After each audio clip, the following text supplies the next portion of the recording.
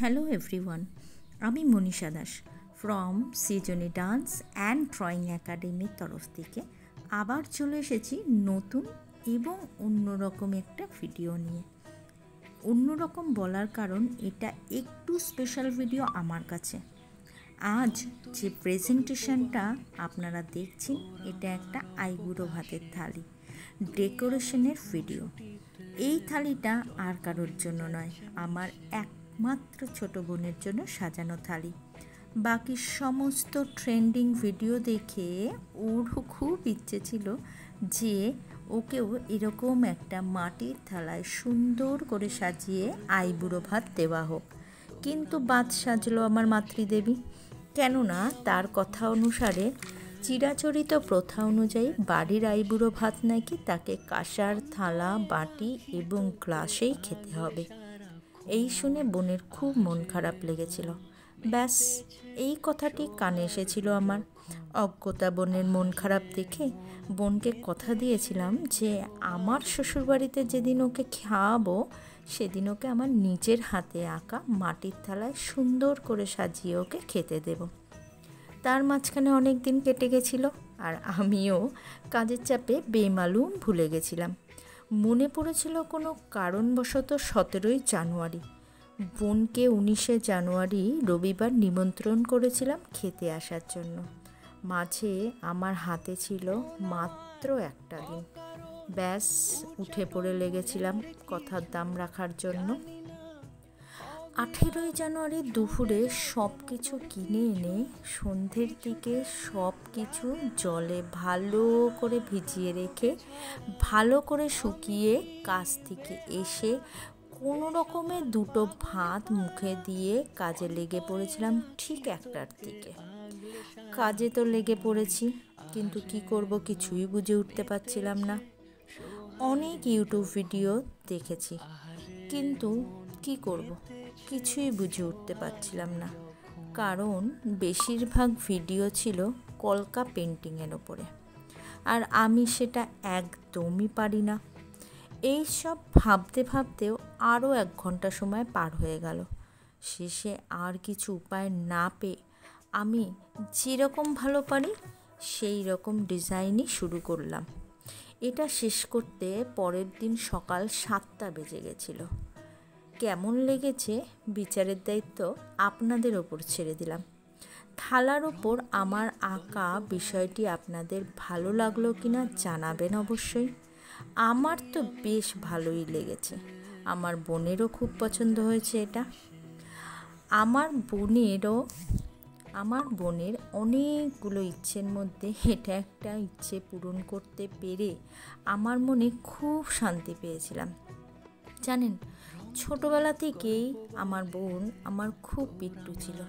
আমি যা করতাম ও তাই করতো, আমি যে ড্রেসটা পরতাম ও সেটাই পরতো, আমি যা খেতাম বা যা না খেতাম ও তাই করতো। আর আজ ওর বিয়েটাও হয়ে গেল। ছোটোবেলাটা অনেক তাড়াতাড়ি শেষ হয়ে যায়।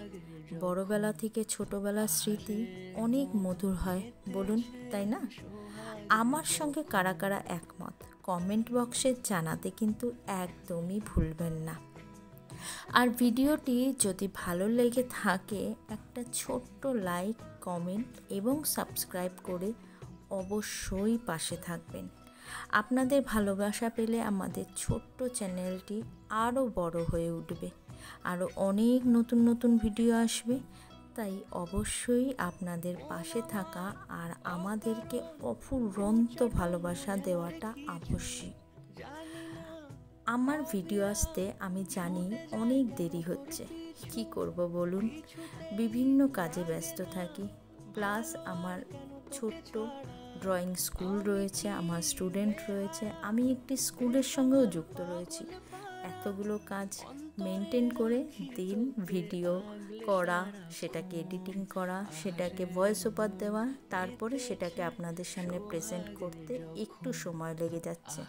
তার জন্য অনেকটা ক্ষমা চেয়ে নিচ্ছি, পারলে আপনারা অবশ্যই ক্ষমা করে দেবেন। আজকের মতন বেশি আর বকবক করব না, মন দিয়ে আপনারা ভিডিওটা দেখে শেষ করুন। কেমন লাগছে সেটা অবশ্যই কিন্তু জানাবেন। আপনাদের এনকারেজমেন্ট আমাদের কাছে অনেকটা বেশি। আজকের মতন এখানেই শেষ করছি বকবক। আবার নতুন ভিডিও নিয়ে পরবর্তীতে হাজির হব আপনাদের সামনে। ততক্ষণের জন্য ভিডিওটা দেখে আপনারা শেষ করুন, আর শেষে একটা কমেন্ট করতে, লাইক করতে অবশ্যই কিন্তু ভুলবেন না। সবাইকে ধন্যবাদ সাথে থাকার জন্য, পাশে থাকার জন্য। আশা করছি ভালো লাগছে ছোট্ট ছোট্ট ভিডিওগুলো আপনাদের কাছে। আজকের মতন বকবক শেষ করলাম। সবাই ভালো থাকবেন, সুস্থ থাকবেন, ভিডিওটি শেষ পর্যন্ত দেখতে থাকুন। ওকে, টাটা, বাই বাই। তোর আমার অবকাশে তুই আমি খুনসুটিতে জল ফড়িং যাচ্ছে মিশে, অন্তরে রাখি তোকে আগলে সারাক্ষণ। আহারে মন মেতেছে সোহাগে যখন, আহারে মন মেতেছে সোহাগে যখন।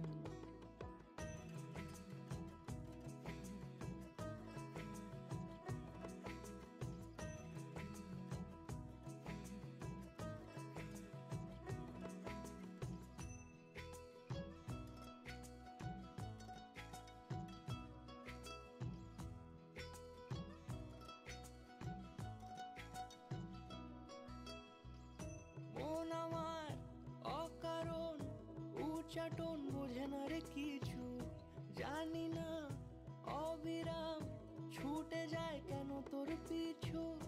কিছুতেই লাগে না ভালো আর কেন তোকে ছাড়া, আমি কি বেহায়া বেসামাল পা